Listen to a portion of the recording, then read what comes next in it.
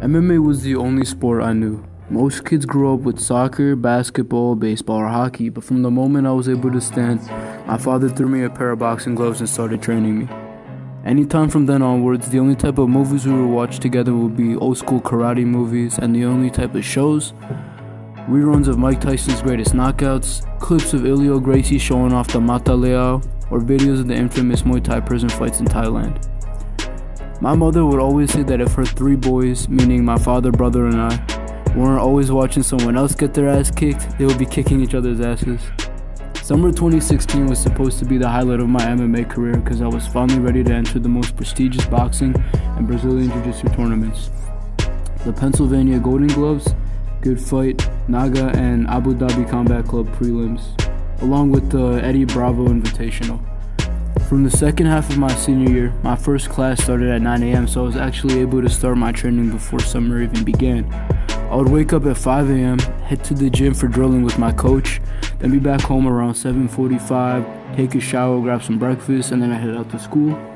And since I was a senior and senioritis is a real struggle, I would just be sleeping during class. And I'd be home by around 3 p.m. Then I'd head back to the gym around 5 for weight training, and then around 7 I'd start sparring, and then finally come home around 10. I'd be exhausted, so I'd just take a shower, eat some dinner, and then just pass out for the night. And then when summer finally began, since I didn't have to waste time in school, I was basically able to allocate more time for cardio, some meditation, some stretching, all that good stuff.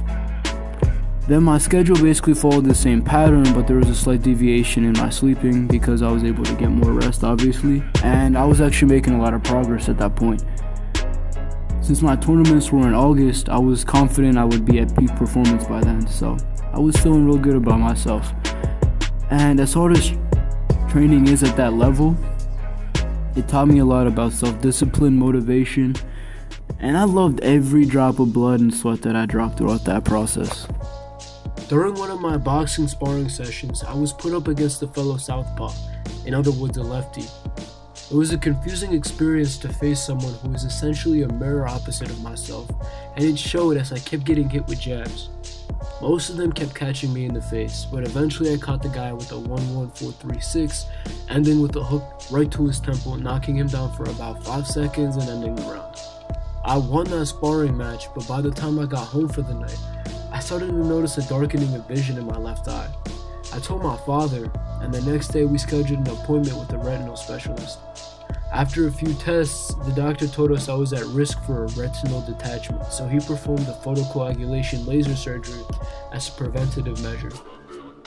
I was assured that this would reduce my chances of retinal detachment to 10%, but I would have to come back in 2 weeks so the success of my surgery can be evaluated. Then he delivered the real heartbreaking news to me. I was not going to be able to participate in my tournaments since the full recovery time would be about 2 weeks. I was angry, I was sad, but most of all, I was frustrated that this was the culmination of all my years of training in MMA. The MMA tournaments weren't the only big events in my life in the upcoming weeks. It was also time for move-in weekend to start my freshman year at PSU. As frustrated as I was that I missed my tournaments, I guess the prospect of starting college soon kept my spirits up at the time. My appointment actually ended up being the day before I was planning on moving in for college. And being the lucky I am, I ended up being in the 10% and finding out that my retina detached anyway. This meant I had to be rushed to Philadelphia for an emergency vitrectomy, a complex procedure which essentially fills the eye with fluorine-based gas to keep the retina in the correct position until the eye regenerates the cells holding it in place. After I woke up and the anesthesia wore off, I was hysterical. The doctor told me I wasn't allowed to fight, train, or even work out for almost an entire year.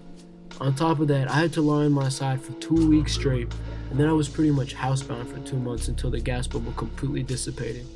This would mean I couldn't start college until next semester. Everything that could have gone wrong went wrong. I buried myself in grief and frustration. I wouldn't talk to anyone else for the next few days, and I felt like I was going to explode out of all the built up emotions. I would think to myself how unlucky I was, how pathetic my situation was, how disheartened I was that I was so close to success, yet I missed my opportunity. it really started to take a toll on me when I realized that my MMA career isn't just on hiatus, it might just be over. At that point, I was not eating, I was not sleeping, I was just laying on my side with a head full of sorrow. I started to believe I was never destined or fortunate enough to achieve something noteworthy. After a few days passed, I started, partially out of boredom and partially out of need to cope with my misery, listening to audiobooks. The first one was Malcolm Gladwell's Outliers, followed by Book of the Five Rings, otherwise known as Goryeo no Sho by Miyamoto Musashi, and continued on by other philosophical works by Machiavelli, Karl Marx, and Plato. Once I was able to sit up, I started to study more intensively about internal combustion engines through a college textbook I was able to get my hands on. Eventually, I added other subjects as well, such as photography, digital security, quantum mechanical principles, Japanese language and culture, and algorithm development. If I was going to be homebound for a few months, might as well be productive, right? Soon I started experimenting with all the knowledge I had acquired. I created a small-scale electromagnetic propulsion prototype for a car engine, started testing the security of computers, phones, and private networks by writing remote access tools, and soon enough even designed my own arcade cabinet. I wrote the operating system it was to run on based off a modified Linux kernel, and my brother and I built the computer based off a bunch of scrap computers lying around in our basement. We both then went to Lowe's and purchased lumber and tools and fabricated the entire wooden frame in about a week. Once my gas bubble dissipated around November, I was cleared to fly on planes, so my mother and I decided to take a trip to India to visit family. While there, I got to spend a lot of time learning about my family's history and roots, as well as got to travel to some of the most beautiful parts of the country. I brought along my camera, and based off my photography studies, I took a bunch of landscape photos. When I returned back home, I decided to compile them and publish a photography book titled Bharata, the Sanskrit name of India. Throughout the time period I was recovering from my surgery, I was engaged in creating or learning something. I didn't really think too much about the tragedy that occurred prior because I was so occupied. I realized soon enough though that as I was able to apply my knowledge into creating something successfully, not all was lost. My original broken mentality would have kept telling me to give up and not try because I was bound to fail. That was the entire negative vibes I was giving myself after my surgery. I was able to suppress that negativity enough though through my activities and my projects and learning that when I succeeded in something, whether it was making an arcade machine or publishing a book, I started to lose that negative vibe and started to get back my positive and motivated and optimistic personality that I had prior to the surgery.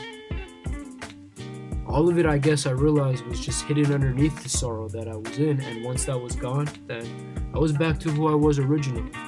I guess the moral of the story I'm trying to share here is that do not ever let your situation take advantage of you. Always take advantage of your situation. I could have easily just sat down and watched movies and TV shows and been depressed throughout my recovery time. But instead, I was proactive. I went and accomplished things I was proud of, that I could be prideful of, and proud of myself that, wow, I still have this within me. It gave me a sense of identity, I guess, let me recover who I was originally. And the entire period helped me mature spiritually and emotionally as a person.